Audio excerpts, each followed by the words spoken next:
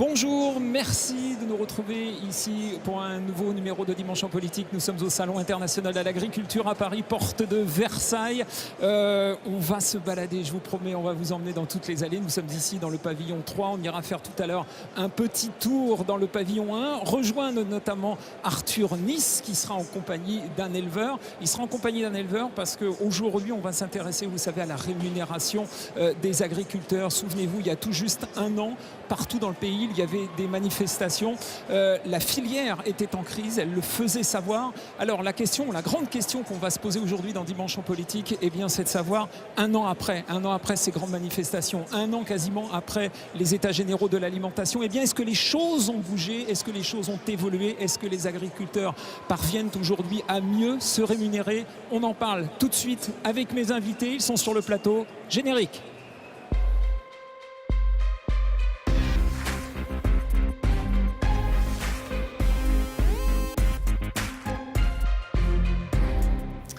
Bienvenue donc au Salon international de l'agriculture, ici porte de Versailles à Paris, en compagnie ce midi de Sophie Oconi. Bonjour, députée d'Indre-et-Loire, concernée par toutes ces problématiques agricoles puisque vous êtes élue dans un secteur rural et il n'a pas été rare de vous croiser sur le terrain il y a tout juste un an à peu près lors de ces grandes manifestations l'an passé. Soyez la bienvenue. Thémanoïta Girard, bonjour. Vous êtes éleveuse en Indre-et-Loire, également militante convaincue en faveur des pratiques traditionnelles de l'agriculture locale, durable et responsable. Vous êtes l'une des figures emblématiques de la Confédération paysanne. Avec nous également aujourd'hui Éric Thirouin. Bonjour, agriculteur dans l'Eure-et-Loire, tout nouveau patron de la GPB, ça regroupe les producteurs de blé et secrétaire général adjoint de la FNSEA. Je salue également Cédric Raguin. Bonjour, vous représentez les jeunes agriculteurs d'Indre-et-Loire. En plus de l'actualité à propos de laquelle je vais vous demander de réagir tout à l'heure, il sera certainement intéressant que vous nous parliez des conditions d'installation aujourd'hui de ces jeunes agriculteurs qui sortent tout juste de formation.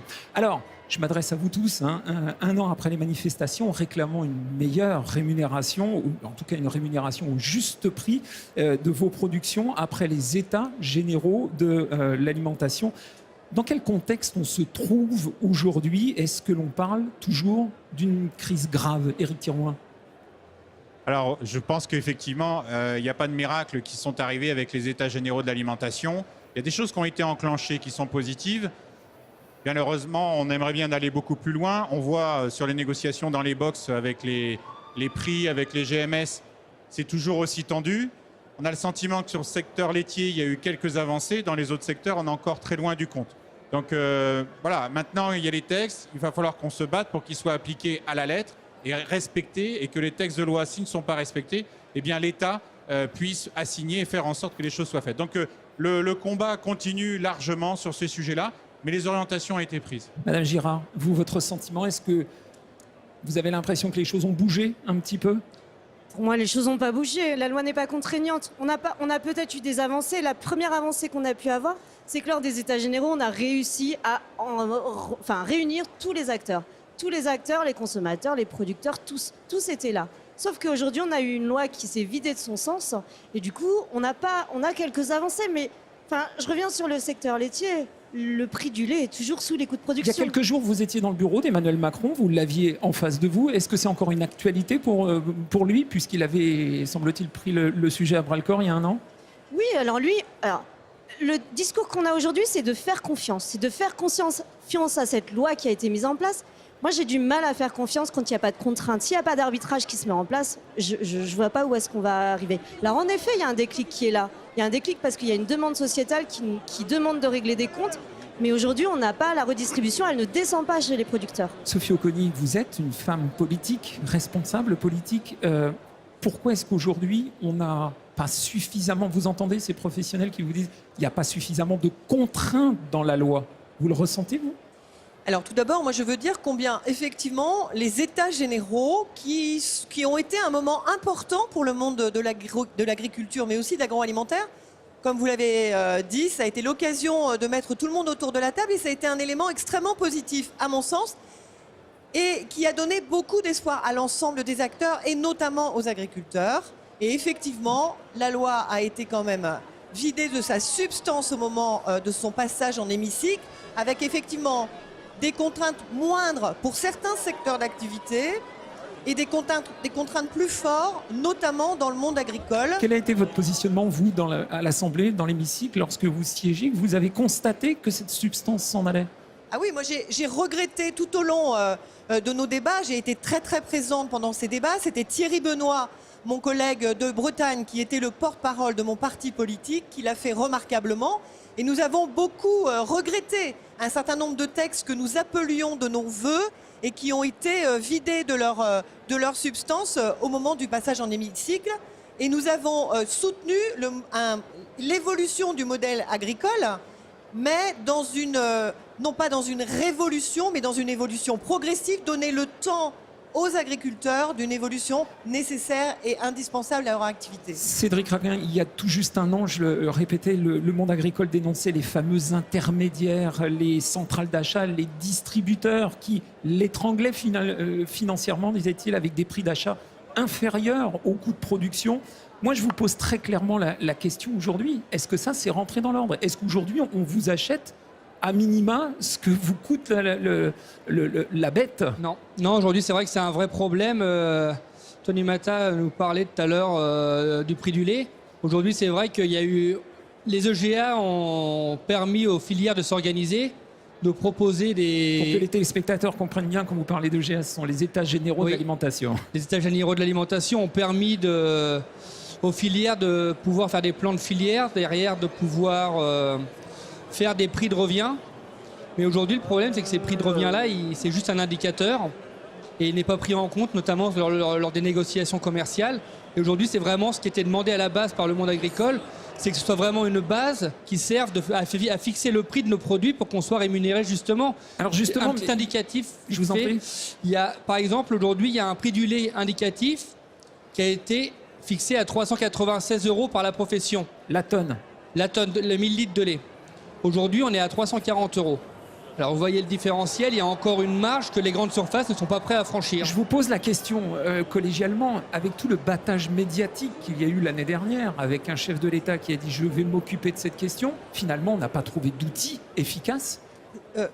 Cédric Raguin a remarquablement fait la démonstration du fait qu'il n'y avait pas, ça n'était pas contraignant. C'est-à-dire que l'indicateur est un indicateur pour tel ou tel prix, que les revendeurs ne sont pas tenus de respecter. Donc l'intérêt est quand même pas satisfaisant. Enfin, le texte n'est pas satisfaisant dans son application. Éric Thirouin, vu de votre fenêtre à la FNSEA, comment se fait-il qu'on n'est pas capable de mettre en place une législation coercitive? Il y a un lobby qui l'empêche? Il y a quoi?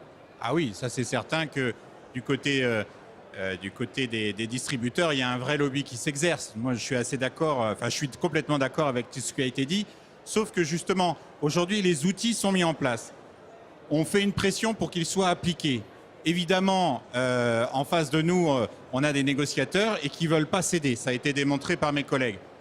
Par contre, sur le seuil de revente à perte, moi, j'estime qu'à partir de demain, quand les négociations vont être terminées dans les boxes de négociation, eh bien, on va pouvoir aller porter plainte. Parce qu'il y a un seuil de revente à perte qui doit être fait et il nous faut construire une jurisprudence. Ça va prendre du temps. C'est pour ça que je disais tout à l'heure, il n'y a pas de miracle. Mais il y a des choses qui ont été crantées. Est-ce que c'est appliqué, arrivé dans les cours de ferme? Non, pas du tout. C'est là où je rejoins. Mais je pense qu'on a des outils qu'il va falloir maintenant aller développer, y compris sur la jurisprudence. Et on n'utilise pas, nous, assez agriculteurs, d'aller porter plainte sur le non-respect des textes de loi. Aujourd'hui, il y a des textes de loi, il faut qu'on les fasse appliquer. À la Confédération paysanne, c'est pareil, vous êtes dans le même esprit. Il va cette fois falloir passer au-delà et peut-être porter plainte ou autre. Oui, il me semble qu'à la Confédération paysanne, on a déjà porté plainte à l'époque, sauf que nos plaintes ne sont justement pas écoutées, pas entendues, et donc des non-lieux sont dits à chaque fois. Et là, on ne parle pas de la grande distribution, on parle de l'industrie agroalimentaire. Il y a des nouveaux textes de loi. Voilà, les nouveaux textes de loi, on va le voir. En effet, on verra si des jurisprudences peuvent se faire. Je pense que, vu le discours qu'on a eu du président à Rungis, on aurait pu avoir quand même beaucoup plus d'ambition dans cette loi qui a été mise en place. C'est un côté désespérant quand même, ça. C'est vrai que le discours de Macron à Rungis, il a fait rêver les agriculteurs. Il a dit c'est bon, on est sauvés, on va pouvoir vivre Vous notre aviez métier. l'impression d'être pris en considération pour une fois? Oui, non, mais même au niveau de jeunes agriculteurs, au niveau des élus nationaux, ils ont fait le boulot, ils ont participé à tous les groupes de travail pour essayer de faire avancer les choses. Et quand on voit à la fin, bon, il y a des avancées, certes, mais c'est pas satisfaisant. Il y a beaucoup de choses à mettre en place. Il y a beaucoup d'indicateurs qui sont pas encore, beaucoup de textes de loi qui sont pas encore votés, notamment sur la police, pour faire la police, pour contraindre justement les grandes surfaces et les distributeurs à appliquer cette répartition de la marge, parce que ce qu'on demande au final, parce que ça a été beaucoup assimilé avec le problème du Nutella ou du Coca-Cola qui a augmenté, que le prix avait augmenté. Mais nous, ce qu'on demande aux grandes surfaces, c'est pas de faire augmenter le prix aux consommateurs, c'est de mieux répartir la marge et d'en faire redescendre plus aux producteurs. Sophie Oconi, vous entendez cette rage des producteurs qui n'arrivent pas à vivre aujourd'hui? Et comment qu'on les entend, évidemment. Et à ce titre, Jean-Christophe Lagarde, le président de l'UDI national, le président national de l'UDI, a obtenu la semaine dernière de la part du gouvernement une commission d'enquête. C'est une procédure extrêmement encadrée et extrêmement légitime au sein Il y a quand même un côté assez incroyable. On est obligé de mettre en place une commission d'enquête sur l'évaluation de la mise en œuvre de cette loi et surtout les conditions, les relations commerciales entre ces centrales d'achat et le monde agricole. Nous allons avoir des auditions importantes de l'ensemble de ceux qui sont des acteurs qui sont concernés et nous ferons un bilan qui sera rendu public et qui sera une base de travail pour l'avenir avec le gouvernement. Justement, on va continuer à en parler, mais on va aller cette fois dans le pavillon 1. On va aller rejoindre Arthur Nice, qui est en compagnie d'un producteur de lait qui peut justement témoigner de cette situation dramatique qui perdure finalement. C'est bien ça, Arthur ? Exactement, je suis avec Olivier Auguste. Il est éleveur de vaches laitières dans l'Eure-et-Loir. C'est bien ça, Olivier ? Bonjour, merci d'être avec nous. Depuis les états généraux de l'alimentation, pendant lesquels il a été acté notamment que les agriculteurs devaient être mieux rémunérés, est-ce que concrètement, Olivier, les choses ont évolué ? Est-ce qu'aujourd'hui, votre tonne de lait vous est mieux rémunérée ? Eh bien, concrètement, la loi n'a rien changé pour les éleveurs. On s'est pris en main au niveau du lait. Donc, il y a nous, avec notre laiterie Belle, on a une association de producteurs. Et on a été voir directement les directeurs de Belle pour pouvoir négocier et dire voilà, on a besoin de tel prix du lait pour pouvoir vivre, pour que des jeunes puissent s'installer et puissent vivre de leur métier. Donc le directeur de chez Belle a dit d'accord pour donner ce prix du lait là. Donc on a des contraintes en contrepartie, mais voilà, c'est un rapport gagnant-gagnant. Alors justement, le prix du lait, il est passé de combien à combien ? Alors nous, chez Belle, le prix du lait, il est passé de 320 à 370, en gros. Donc ça nous fait une hausse de 50 € les 1000 litres. Donc voilà, c'est une bouffée d'air frais pour nos exploitations, puisqu'il faut qu'on arrive à vivre et à pouvoir investir et pouvoir évoluer. Et pour vivre décemment, mieux, je dirais, ce serait quoi le bon prix ?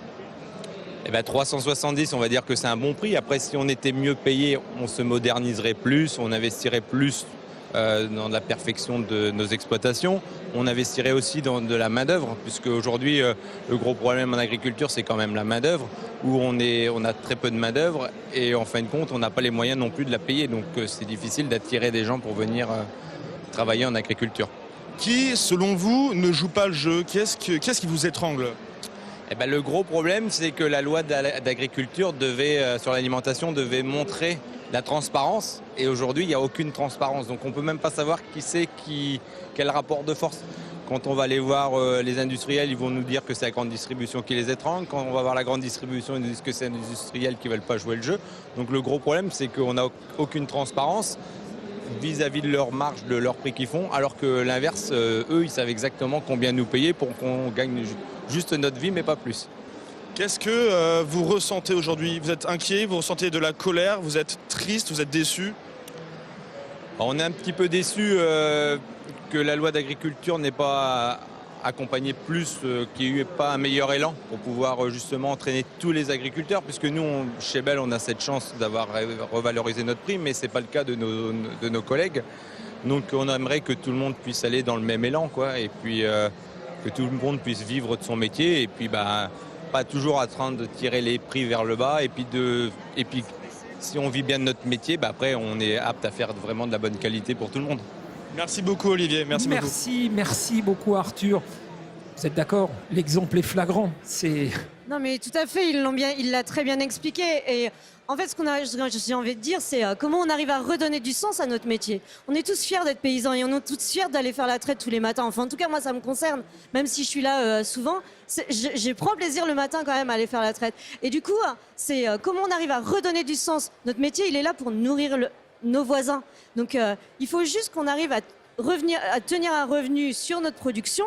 Produire pour vivre. Est-ce que les circuits courts ne seraient pas la seule et unique solution, peut-être, pour éviter tous ces intermédiaires? Non, les circuits courts ne sont pas une solution. Les circuits courts, c'est une organisation, il faut tenir tête, certains y arrivent, mais je peux comprendre que tous les paysans, dans la grande majorité, ils n'ont juste envie de produire. La responsabilité, est-ce qu'elle est aussi aux consommateurs qui n'auraient pas une attitude suffisamment engagée pour que les agriculteurs français puissent vivre correctement? Moi, je pense que la responsabilité du consommateur, actuellement, elle est plutôt sur l'agribashing.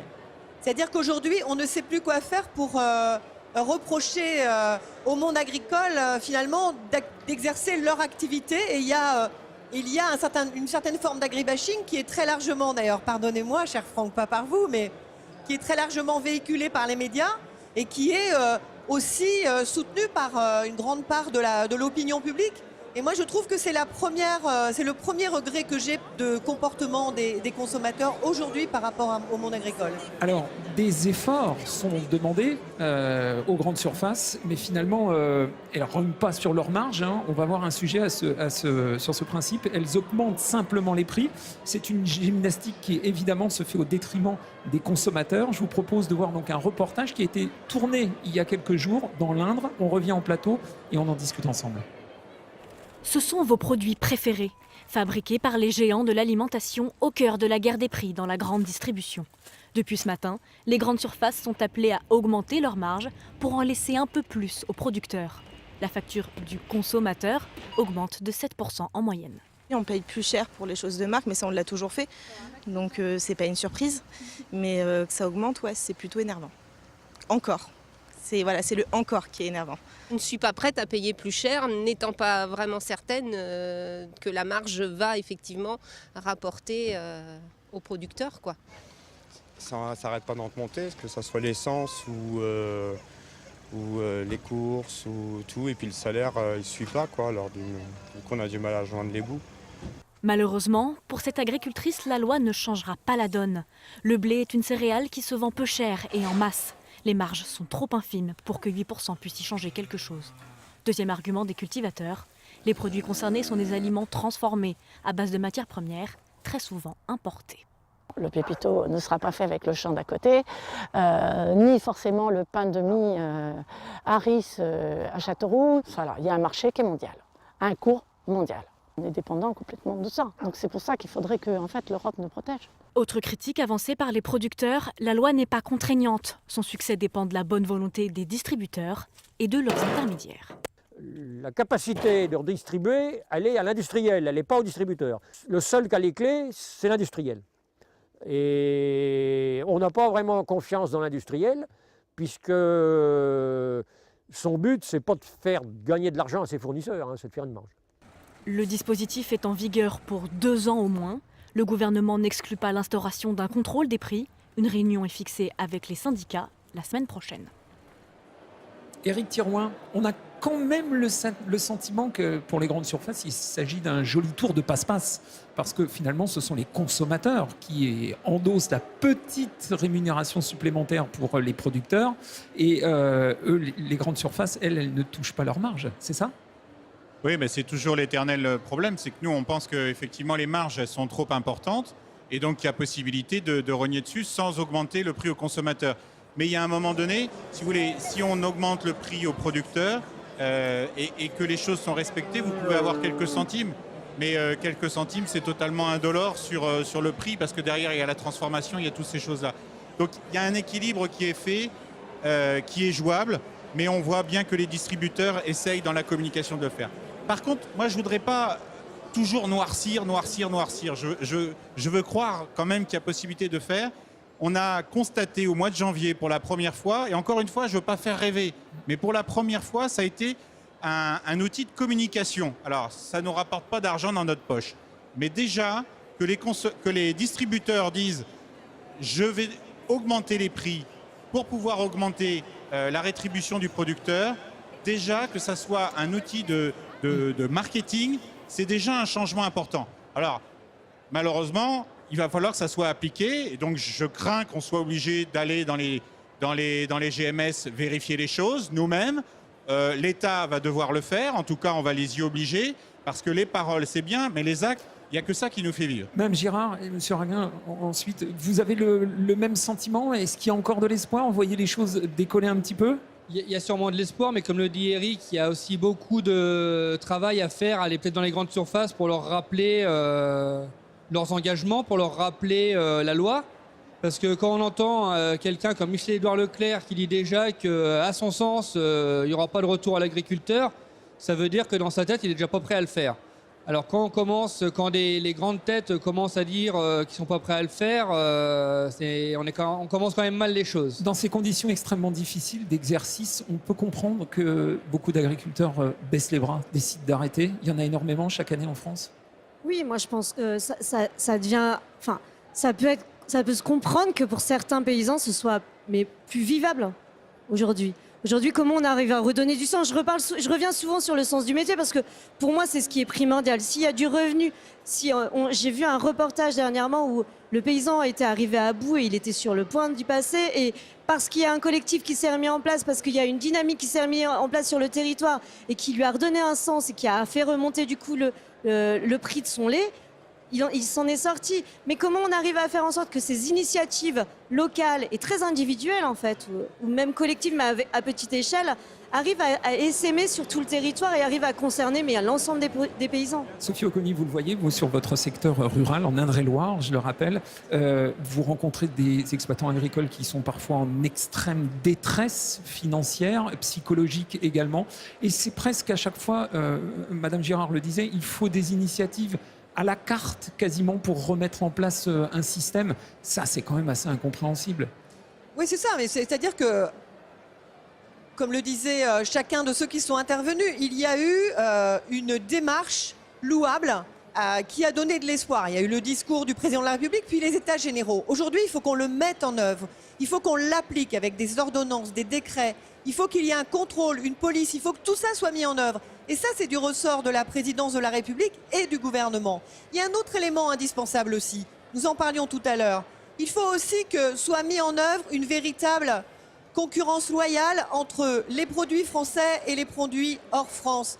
Et on doit contraindre aux mêmes règles fiscales et environnementales les produits qui sont importés dans notre pays. Notamment pour la viande qui arrive d'Amérique du Sud. Mais pour le blé, pour l'ensemble des produits qui sont importés en France, il faut que les cahiers des charges de ces produits soient porteurs des mêmes contraintes et des mêmes règles que les producteurs français le sont eux-mêmes. Éric Thirouin ? Oui, effectivement, il ne faut pas qu'on se trompe dans le débat qu'on a là. On a aussi en région centre énormément de productions qui sont adossées sur le marché mondial.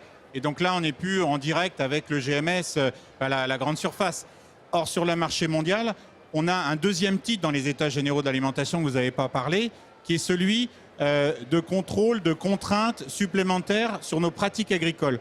Et donc, il y a un texte qui a été retenu par les parlementaires qui interdit de mettre à la vente un aliment qui ne respecte pas les règles sanitaires européennes. Et donc, c'est quelque chose d'une protection importante vis-à-vis de l'importation. Parce que le problème en France, c'est qu'on impose aux consommateurs de manger ce qu'on interdit aux producteurs de faire. On nous met des contraintes en France, mais alors on peut acheter partout à l'étranger des gens qui ne respectent pas ces contraintes. Et ça, c'est quelque chose encore plus grave de ce que vous avez annoncé tout à l'heure. Parce que vendre à un bon prix, c'est bien, mais il ne faut pas avoir des contraintes qui nous plombent. Au milieu de toutes ces difficultés, il y a quand même une chose intéressante à voir, c'est qu'il y a toujours des jeunes gens, des jeunes garçons, des jeunes filles qui continuent à s'installer une fois leur formation terminée.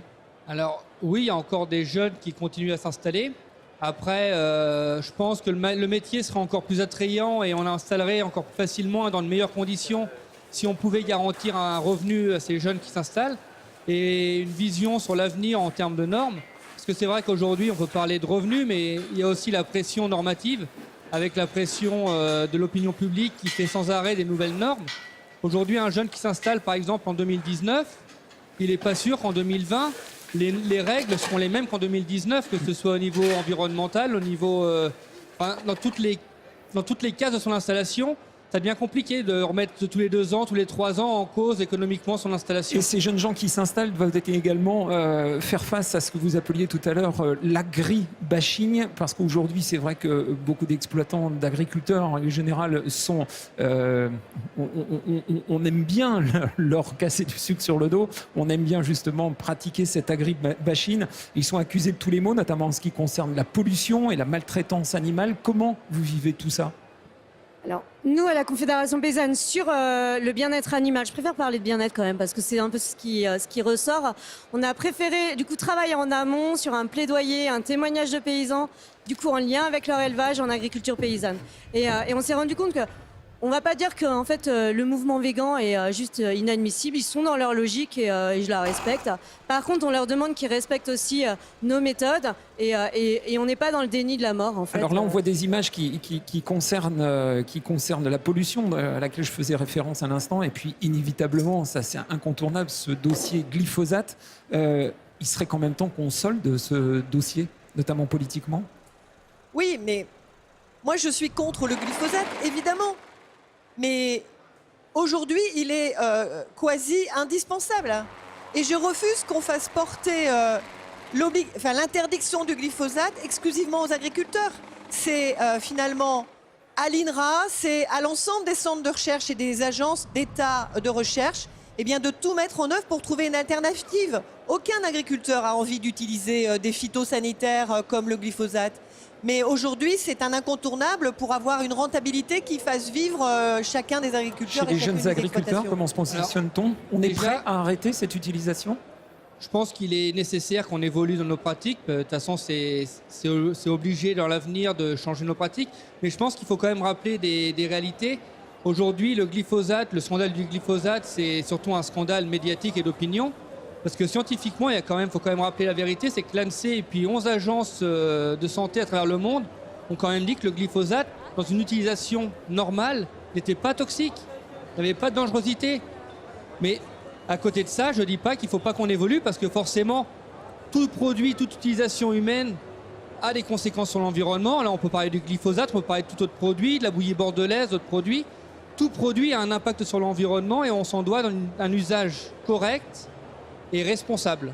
En un mot, j'aimerais terminer cette émission sur une actualité. Vous avez appris que les producteurs qui jouent la carte du bio, justement, attendent parfois plusieurs années avant que les aides promises pour la conversion leur arrivent. Résultat, il y en a 3 d'entre eux qui attaquent l'État devant le tribunal administratif. C'est une première. Est-ce qu'il faut vraiment en arriver là pour faire bouger les lignes très très rapidement ? Et la preuve que oui, puisque nous, parlementaires, exigeons régulièrement, à travers des questions au gouvernement ou des questions écrites au gouvernement, le paiement de ces subventions. On demande à des agriculteurs de faire évoluer leur technique agricole pour arriver au bio en les aidant financièrement, et on ne les paie pas au bout de 3 ou 4 années. C'est un scandale. Ça n'est pas acceptable. Le mot de la fin, Madame Girard, en 20 secondes. Ce qui est insoutenable surtout, c'est qu'on ne sait même plus, même le ministère, on ne sait plus où on en est sur ces aides PAC à la bio.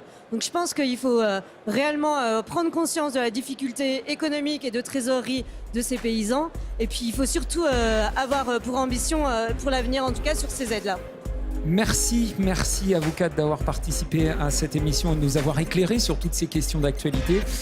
Émission que vous pouvez bien sûr retrouver en podcast sur le site de France 3 Centre Val de Loire. Restez avec nous, l'info continue sur la 3. Très belle journée.